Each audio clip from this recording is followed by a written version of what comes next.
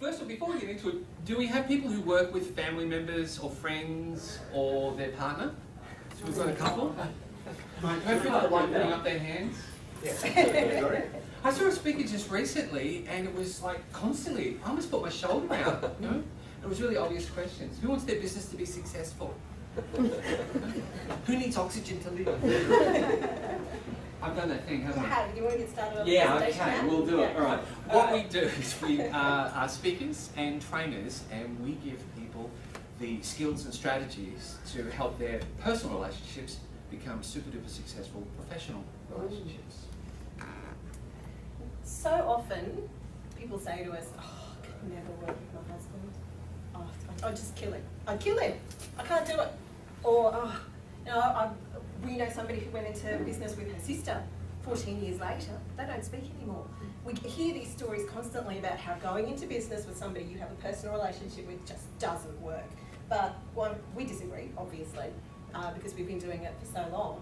And the reason we disagree is because we know it can actually be this incredibly rewarding thing to share your business with somebody that you actually really like spending time with. Over the years, we've discovered there's one fundamental area where a lot of people tend to come unstuck when they go into business with a family member, a friend, or their partner, and that is they tend to transfer the personal relationship and bring it over into the business relationship. So perhaps the big brother and little brother, when they go into business together, the big brother still acts like the big brother in business, the little brother still assumes the little brother role. And more often than not, you cannot run a business like that. And the good news is there are skills and strategies that you can employ. But before we get into it, a little bit about us. As Paul said, we have worked together for nearly 20 years. What was I thinking with the blonde hair? Seriously? That was radio. That was radio, as you can tell. What was that? Do you like the hair? I like the hair. The hair's my favourite part. So to the kids, do you like daddy's hair like that? No. No. And I get asked the question, why were you attracted to Daddy? What made you like Daddy? I was like, look at his hair. That's from the 9-year-old, so you know you got to. Ours is a classic love story that you've heard so many times before. I was the young radio announcer who went out to rural Queensland to start his first rural radio job, and Sandy was the young country girl who stalked me.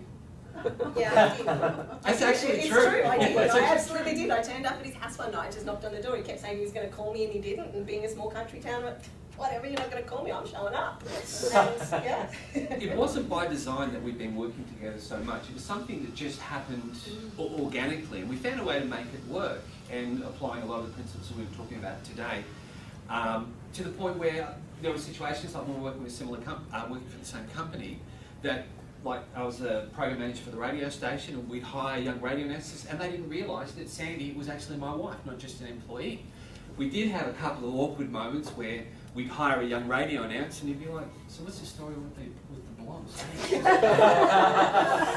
Okay, dude, let me set you straight on that. Apparently, our husband's a very cool guy. So we're going to apply the stuff that we use because, well, we need it too. Absolutely.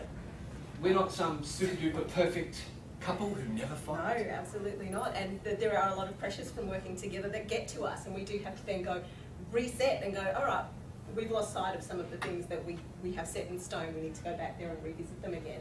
And we have to do that continuously. Just because we've been doing it for almost 20 years doesn't mean we can go, oh, well, there you go, we've got it sorted now. We know exactly what to do, we're okay. We have to keep on going back to these things. So they are actual rules almost. Does it get easier with time? Yes and no. It's probably a bit hard for you, the same jokes from me. Yeah, that doesn't help. Yeah. Over. Yeah.